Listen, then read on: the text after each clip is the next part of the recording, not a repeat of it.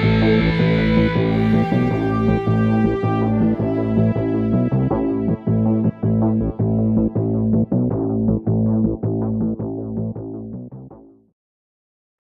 afternoon. It's Tuesday, the 3rd of May 2016, just after 1 o'clock. Welcome to UK Column News. I'm your host, Brian Gerrish. With me in the studio, Mike Robinson. May is upon us already, and quite a heavy weight that is going to be, as we will see when we start to talk about the continuing integration of UK into the European Union and loss of freedoms. But the weather, well, of course, the bank holiday weekend was not too brilliant. The sun has started shining today, and reports of sunshine from Belgium in particular, London. Where else have we got? Plymouth, Brighton, Norfolk and Rhyl, all looking good, but apparently it's a bit grey and overcast in Shropshire. Tough. Yeah. Okay, well, I think we all want to be global citizens, Brian. I was thinking about that most of the weekend, Mike. That was the big thing on my mind. Well, and we are all going to be educated for global citizenship. So this is the United Nations Department of Public Information. Its conference is at the end of this month, and well, I'm reliably informed it's in Gyeongju. That's how you pronounce it, apparently. And it's organised in cooperation with the Department of Public Information non-governmental organization conference executive committee. And so achieving sustainable development goals together, it will be the first time that this conference has been held in Asia. They say it's a unique opportunity for participating NGOs to engage members of civil society, diplomats, United Nations officials, policy experts, scientists, educators, businesses, trade unions, parliamentarians, local authorities and others from around the world in discussing key issues relevant during the given year. The 2016 conference will focus on creating and strengthening global partnerships in support of the recently adopted Sustainable Development Goals. And according to Maher, well, let's have a look at the website. That's the website if anybody wants to go and have a look at it. And according to Maher Nazar, who is from the UN Department for Public Information, he said the support of civil society as a whole and NGOs and academia in particular will be key to our ability to achieve the Sustainable Development Goals. We are very proud of our partnership with NGOs and universities and believe that this conference offers great opportunity to mobilize civil society's creative talent and energy to support Agenda 2030 and beyond. Well, if anybody wants to understand a bit of what this is about, have a look at the One World Governance series on the UK Column website. And also have a look, Vanessa Beeley will be specifically dealing with this civil society and the NGO complex in Syria, with regard to Syria. But nonetheless, two opportunities to hear Vanessa speaking, just to remind everybody, Alternative View, on the weekend of the 14th, 15th of May. And then on Tuesday, the 17th of May, Vanessa will be speaking at the Wheat Sheaves in Frome. But at the end of the day, NGOs, civil society, that is what is driving the new world, the new policy agenda. Completely, Mike. And of course, the other thing to pick up in that is he's talking 2030 and beyond. So these are all futurists. They're not interested in dealing with the world's problems today. They live in their own world where in the future there will be a utopia where everything will be okay. Well, some would argue that they're creating the problems today in order to bring in their utopia for the future. I think we might touch on that a little bit later in the news, but yeah, this is exactly it. What is the mindset of these people? This is the common purpose mindset that we can't deal with potholes in the road in UK, but we are going to change the whole world to solve all of the problems by 2030 and beyond. Dangerous mentality. And of course, they've also got plans for our mentality because David Cameron recently announced that he was going to start the dementia project for the UK with a target of 2 million people to be diagnosed. And we had tweeted out and reported on this. GPs here, sorry, forgetting my lines. GPs bribed by government to increase dementia diagnosis, and they were going to be paid for that. And of course, who's making a profit? The drug companies, but the property can also be stolen as well. But we're doing quite well on this, Mike. Absolutely. So here we go, a new dementia research institute. It's going to lead global research against these devastating diseases, apparently. So this is an historic pledge, apparently, because various charities have now provided enough money to create £250 million of funding for this. What they're saying is that it's going to be up and running by 2020. And this institute will have a central UK hub with a network of regional centres. It's not clear which regions those will be in. And it's expected to engage hundreds of scientists. It's going to focus on the innovative discovery science needed to unlock our understanding of the mechanisms underlying the development and progression of the dementias. So it's multiple. This is scary stuff, Mike. We've got nearly 1 million people now in this country, supposedly with dementia, and nobody's interested in what the cause of this, where it's coming from. We're just carrying on. We need to get these people diagnosed as fast as possible. Well, it's discovery. So just look at that again. Discovery science needed to unlock our understanding of the mechanisms underlying the development and progression. Now they're saying it's with a view to stopping it, but we may have a different view of that. But in addition to that, of course, in March last year, Jeremy Hunt announced $100 million Global Dementia Discovery Fund. So it's a global dementia discovery that they're aiming for, and that's looking for a cure by 2025. And who's involved in that? Biogen, GlaxoSmithKline, Johnson & Johnson, Lilly, Pfizer, they've all committed, as well as Alzheimer's Research. Alzheimer's Research have committed 50 million to this new Dementia Research Institute. So this is going to be like cancer, Mike, which is just year on year on year, we're looking for a solution. We never actually find that solution. A never-ending cash cow for the pharmaceutical companies and the charities that are involved in allegedly trying to discover cures for these things. Indeed. But with this one, of course, we've got the added incentive of taking property away from people. Court of protection comes in, social services, and property taken away from that generation and the future generation. As Lottie says in the chat box, the end cure will be the assisted dying bill. Yeah. Well, let's remind ourselves of David Cameron's plan. So here we are, Prime Minister's challenge on dementia. And here we are with 2020. We're not going to deal with the care now. It's in the future that everything will be okay. And just to reinforce, this was one of the earlier shots that we had a few weeks ago about global action against dementia. And here we are, the World Dementia Council to stimulate innovation. So they're really going for it. And let's not forget Plymouth, because Plymouth is now firmly on the dementia map. With this gentleman, he's called Ian Sheriff. He has a background in the Royal Navy. He's then been involved with social services and IT, and very big IT infrastructure projects for Plymouth City Council. And now he's apparently become David Cameron's dementia guru. And this is part of the article in the local paper. So he's an associate lecturer and researcher from the Faculty of Health, Education and Society. It's a pretty broad brief there, Mike. And is one of a handful of people invited to be part of the committee, chaired by Angela Rippon and Geoffrey Hughes, Chief Executive of the Alzheimer's Society. This gentleman, Mr. Sheriff, also works with Alzheimer's, and they will report directly to Prime Minister David Cameron and work to establish villages, towns, cities and local businesses and organisations across the country as dementia friendly. So there's going to be a cost to business as well?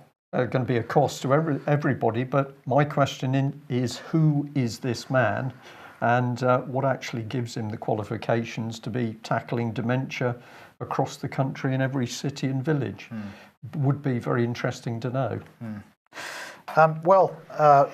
We've been talking about extremism and the government's extreme policy, or the policy relating to extremism, pretty extreme policy, for months now. Well, there's a new, at least a rumour, doing the rounds of the mainstream press. I've chosen Politics Home as an example of it.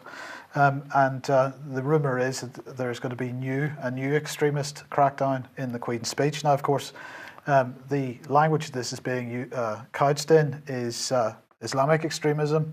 But actually, when we look at what's being said here, it's not quite so clear-cut. So he's expected to announce plans to crack down on extremism, according to this and other articles in the Queen's speech. Queen's speech is on the 15th of May. It's expected that this is going to include powers to ban organisations, close down premises and gag individuals who are considered to be extremist. It's also likely to extend laws so employers will be able to find out if applicants have extremist backgrounds. Apparently then they can be prevented from working with children. So children being used as the guinea pig once again here. Also possible, I mean, it's been hinted that Theresa May has backed down from this a little bit, but there was this issue of whether Ofcom was going to be allowed to block unacceptable extremist material, and there was a rumour doing the rounds, or at least Theresa May had proposed the idea that content to be shown on, to be broadcast, would have to go to Ofcom for approval before it got broadcast. She apparently backed down from that, but there is a hint that this may appear in this Queen's speech, in this bill that's going to be mentioned in the Queen's speech. We've got to remember, as Politics Home reminds us, that David Cameron has said that tackling extremism has been the struggle of our generation, or will be the struggle of our generation. Whose generation? His generation, I think, is what he means. The Times reports that a Home Office source said getting agreement about the thresholds for what constitutes extremism and what needs to be protected as free speech is not going to be easy or straightforward. So just where is that line going to be? What can you say? Where is that line going to be? I think I know. Well, there's a dictatorship coming. I had a phone call over the weekend and the lady said to me, Brian, what should I vote for the upcoming EU referendum? And I said, I'm surprised you actually asked me that. And they said, well, I just wanted to hear what you'd say. And I said, well, there's a dictatorship coming. It's called the European Union and all the bits are in place. There was then a pause. And the lady then said, do you mean like Nazi Germany? And I said, worse. And then it went very quiet and the subject was changed quite quickly. But it's in front of us, isn't it? It's coming in, it's drifting in a piece at a time, the drip of the anaesthetic, but a dictatorship is appearing. Well, one of the key aspects of dictatorship, of course, is these free trade agreements. You could say another day, another leak. Here we go. Greenpeace yesterday published this website, TTIP Leaks. Hundreds of leaked pages, apparently, from the Transatlantic Trade and Investment Partnership. Well, some people seem to be suggesting that this could mark the end of TTIP. I don't quite see it that way.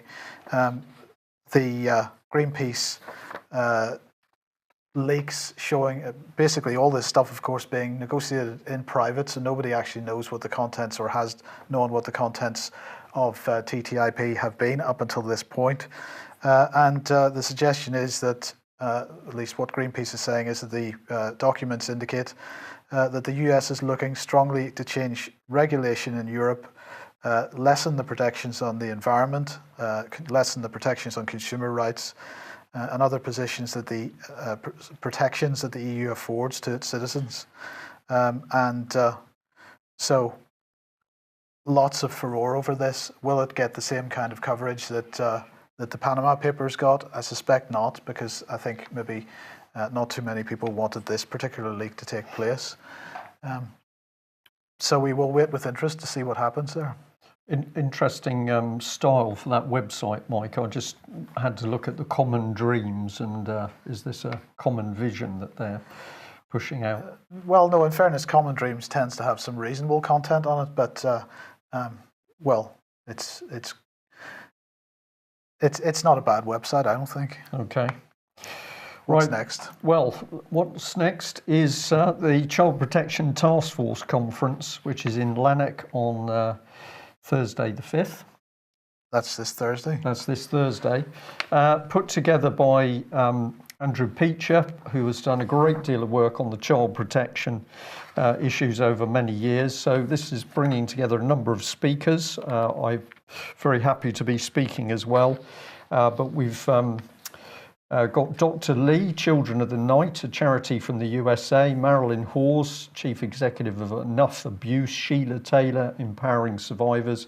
Christina England is going to be speaking on vaccines. Len Lawrence will be talking, who's the pilot who suffered from the organophosphate poisoning. He's going to be talking on mental health abuse. Kevin Edwards talking on Linda Lewis case as well. And the aim is really to bring pressure on the Scottish Government, so to lift the time ban on bringing abuse cases to court, to reinvestigate where there's obviously evidence that this should happen, and there should be an unlimited pot of money to pay for counselling and therapy for survivors. And of course, we say unlimited money, what we're really saying is sensible amounts which seem to be available for any other initiative the government has, particularly if it's war. In this case, we're saying it should be same amounts of financial resources should be brought to bear for the benefit of the survivors. And then Saturday, another event in Cornwall, State of the Nation, put together by Robbie and the Penzance Truth team. This will be talking about what's happening in UK today. I'm one of the speakers, Ian Crane as well. And if you're in the local area and can get down to that, I know that the Penzance team would really like some support. So it's not expensive, a whole day event, worth going to. I think this is an encouraging thing, Mike, actually, to see the number of people who have started to put events together themselves. They're doing the work to get the information out and to alert people in their own areas, which is excellent. It's interesting. We had an email today, Brian, was from somebody asking how he could help.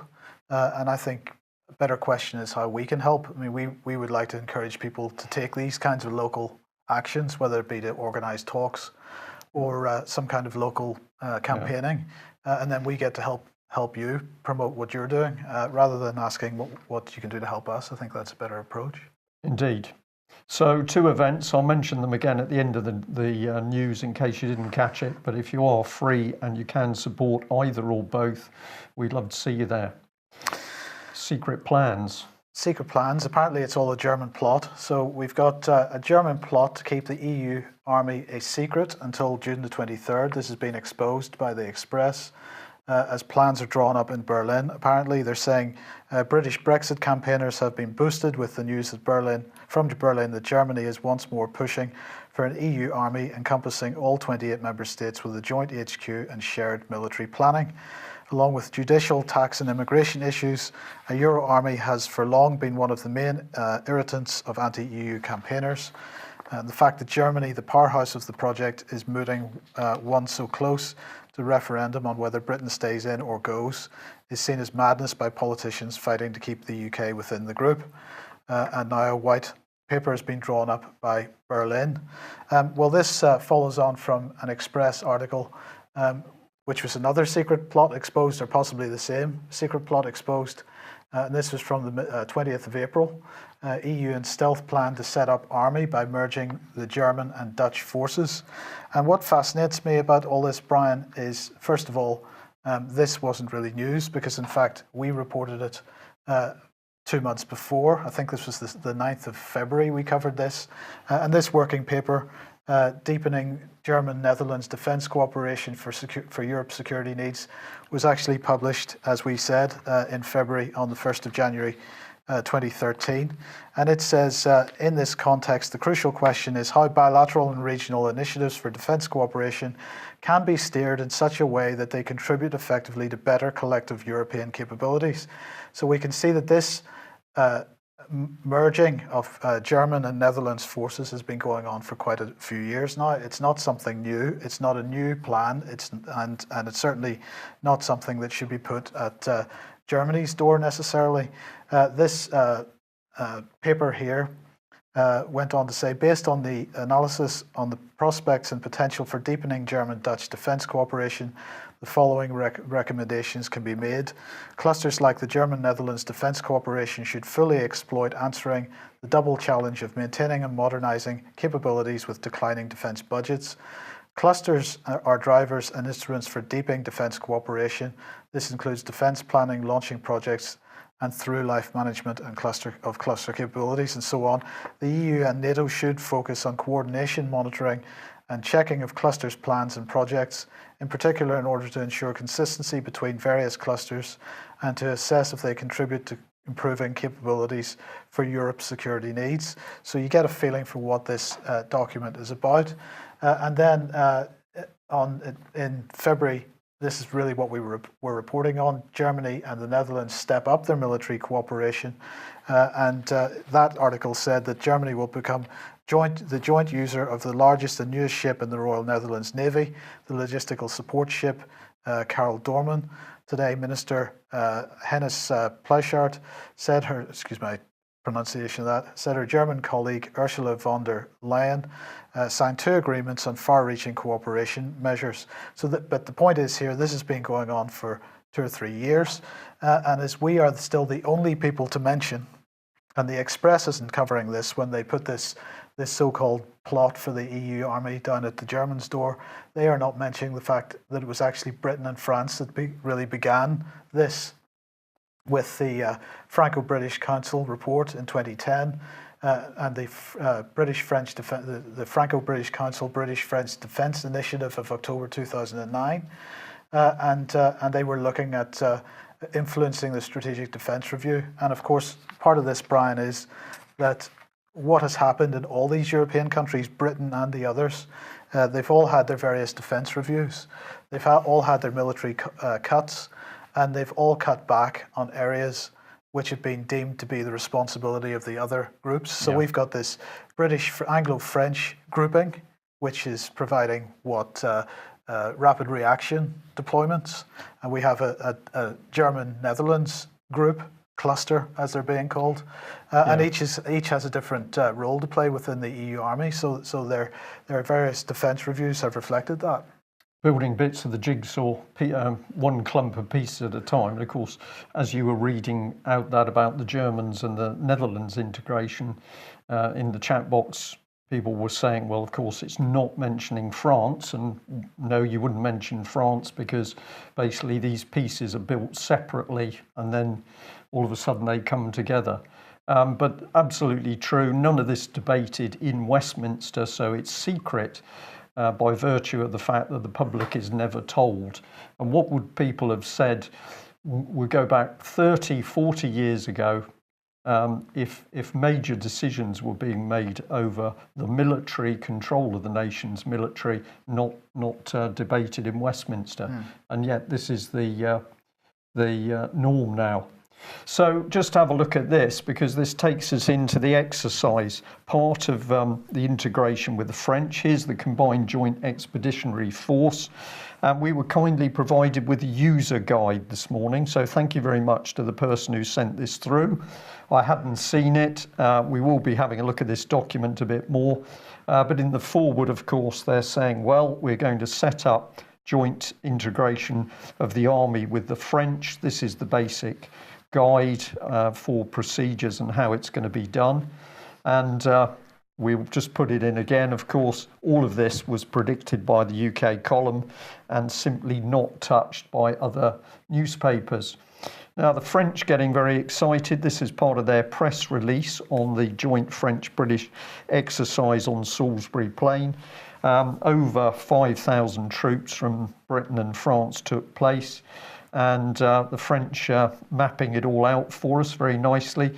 Notice St Morgan that we've been talking about at the end of last week, where we know that for many years French troops have been stationed to run this forward HQ, but the main exercises themselves took place on the military ranges on Salisbury Plain, but we've also got RAF bases, Leeming included, and High Wycombe forms part of another headquarters unit.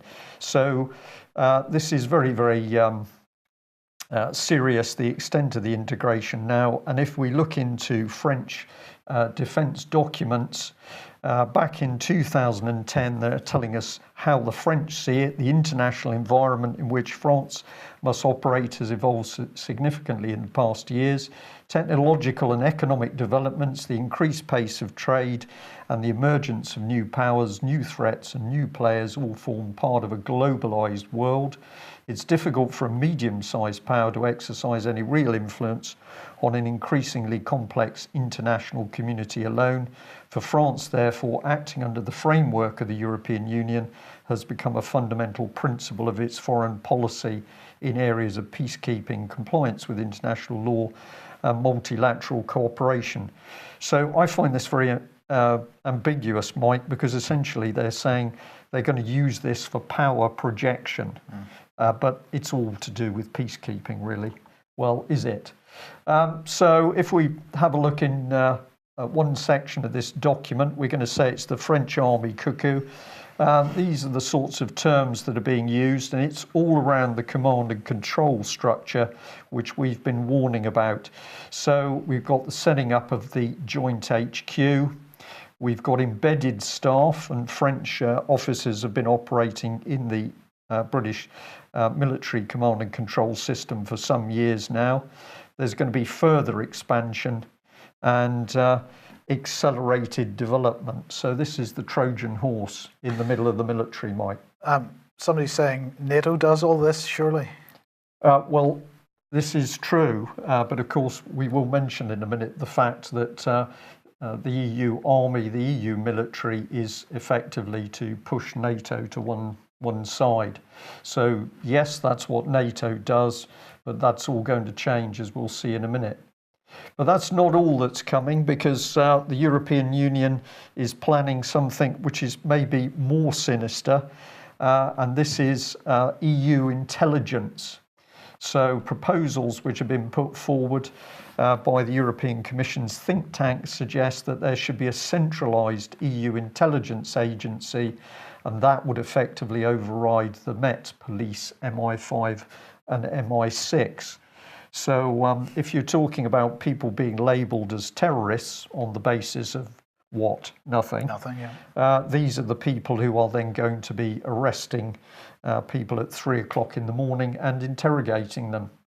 And this was part of the Express's article. I thought, what a wonderful picture. Is it the mother about to kiss her son, do you think? I'm sorry if that's brought a smile to yourself. I've said Merkel, Queen of Babylon, and obviously she's stroking her young son, David our King Cameron.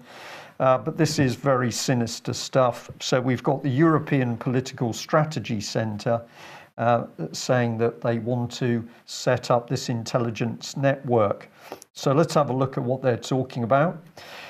Creation of an EU security union. Investigations by a central EU security agency, imposition of a legally binding duty to share information between countries, EU Public Prosecutor's Office specifically on terrorism, European judicial response in nation states, so this is the European justice system overriding common law, European Intelligence Academy, a European Security Advisor, and a European Security Board. So do you get a sense of comfort from that, Mike? No. No, not at all.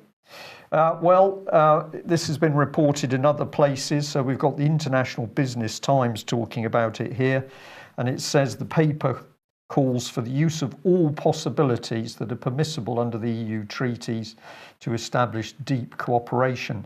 And I noticed this because it's talking about joint civil military headquarters for the EU operations. Well, what is it? And it's also noted that it's also noted the role of NATO in a European army. So this answers the question from the chat box that no, European army is going to take precedence and NATO might get a role in it if they're lucky. So I'm just going to highlight the top bit because, of course, you've mentioned several times that effectively we've got democracy suspended at the moment in France, and we've also got elements of the French police which are in fact part military. Well, that's right. The Gendarmerie Nationale, as you say, are part of the military, and one of their responsibilities, for example, would be civil contingencies. So, in the event of any kind of riot, that would be militarized. And certainly, I can't remember the date of the conference, but there was an EU conference, third quarter of last year, where one of the key discussion points was exactly the merging of civilian and military police and army with regard to civilian policing. So this is part and parcel of the broader EU policy. Yeah, there is no question that this is a dictatorship emerging in front of our very eyes. All of the pieces are there. We're getting rid of common law. We're getting rid of policing by consent. We're bringing in paramilitary police. We're bringing in a European support, intelligence and spying system. We're talking about European courts, European law. And we're talking about how difficult it is to make a decision between what is extremist language and what is free speech. Not difficult for David Cameron and his mum, Merkel. Indeed. Right, well, without pushing it too much, we have consistently predicted this, and no other paper or whatever has picked up on it to the same extent. But let's just remind ourselves that it was also Trump a few weeks ago that's saying that NATO was getting a little bit worn out, and he was the one saying that we had to get ready for changing in the NATO brand. And of course, what he was really doing was pushing forward for European security and defence, which is now exactly what we're seeing happen. Indeed. Now, this was tweeted out today. EU military already on UK soil. It was a retweet of our map. There will be no exit, and it is quite interesting. Will there be an exit? Will there not be an exit? There isn't going to be an exit under any circumstances, whether the vote goes yes or no, I believe. I think that actually we may end up with a no vote. But even if we end up with a no vote, it's not legally binding. And as many people have been saying in the mainstream press over the last couple of weeks, what would result from a no vote would be 20 years of chaos, 20 years of bickering and punditry and conversation and shouting at each other, and all kinds of policy agendas can be pushed through under those circumstances. Of course, there is always the possibility that we would end up just being asked to vote once again, as happened in Ireland. This is from 2008, and we know that subsequently there was a secret drive to force Ireland to vote again, and of course the result. But this was also being pushed out on Twitter. Paul Joseph Watson and others pushing this out. I'm not sure what book this is from, but figure 3 is don't take no for an answer. And the point here is that Denmark, with the Maastricht Treaty, had a vote. They voted 51.7% for no. They were asked to vote again. Ireland was asked to vote again. Sweden was asked to vote again. Sweden was asked to vote again. France, well, they were ignored. And Greece was just ignored. So there are two options that they have. They can either just ignore the result of the referendum, or they can ask us to vote again. Either way, the point is that TTIP, the EU military, and a whole bunch of other policy agendas, which were begun way before this referendum was ever announced, aren't going to be stopped. No. And what we're going to end up, if we do have a no vote, is a pretty dangerous time where people get involved in bickering about whether we should be in the EU or not, rather than actually watching whether these policies are being pushed through or not. I had another discussion over the weekend where it was mentioned that some people are sort of saying, well, you know, my daughter is married to a German, and I've got French cousins or Italian cousins, and we enjoy going there and seeing them, and therefore I'm going to vote to stay in the EU. To which I was trying to explain the difference between Europe and what is the political arrangement of Europe. But if the vote is, excuse me, to come out, then we can expect a chaotic period, time to drift on, and meanwhile, behind the scenes, all of the structure is going to be put in place. Where does that take us to? Well, who drives Merkel? Thank you very much to another viewer who sent this in to us. The title here is How NATO-Linked Think Tanks Control EU Refugee Policy. This has come from William Engdahl.